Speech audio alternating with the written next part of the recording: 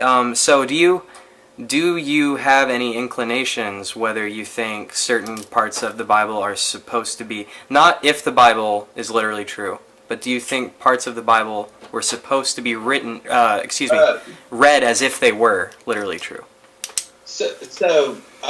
I have a whole stint about Genesis, the book of Genesis, and before the flood,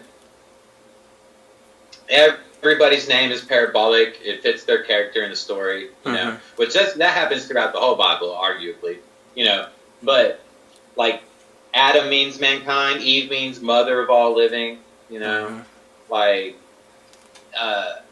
Garden of Eden is the pattern of what a temple is, and it's the description of a family. God's the father. Here's my children, Mm-hmm. and then they do bad, and I got to kick them out the house. It's domestics at its core. It's in a description for children to understand, Mm-hmm. Like, and then every instance of the story until the flood is over is very, very parabolic in nature, Mm-hmm.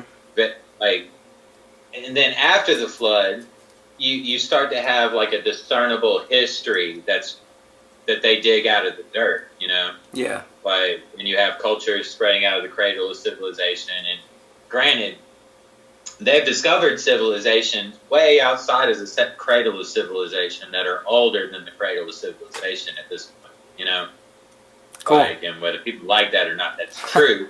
But however, the way that cultures develop out of the cradle of civilization is still also verifiable, and then you don't have any like there's this tablet that they found in Egypt that has the word Israel in it, and it's pretty old, and it dates back around the time that the Israelites should have been in Egypt, Okay. as far as I understand. I'd have to look it up to tell you the name of it. I posted it on my group page not long ago. But aside from that, you don't have archaeological evidence of the kingdom of Israel until after the split of the kingdom under Solomon, which is about 700 BC. And that's when they start to find archaeological evidence of Israel. They've been turning up. They turned up a seal with the name Isaiah on it from about the 6th century BC, which I guess that's after the 7th. Okay.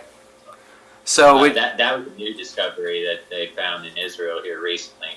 So and they're like, the Isaiah the prophet, So it's kind of a mixed bag, is what you're saying. There's some of this that is. There's no Davidic kingdom. There's no Moses. There's none of that. No Samuel. None of it.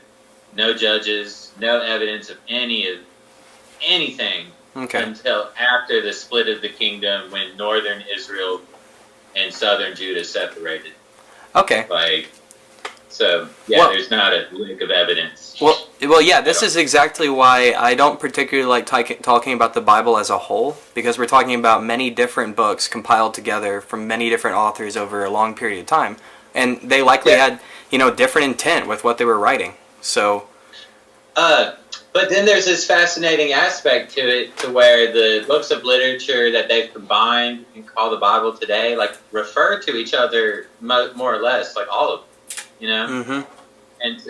But it's this development of rabbinic thought on what God is, and all of these stories were the best stories that they had that really describe what they thought God was, Yeah. And so I consider them Mad Hatter rabbis, these mad theologians that were so deep on how life got here, Mm-hmm. that they retained this entire language and culture, of magic and superstition and marvelous. It's marvelous, really. I mean, It is. Yeah.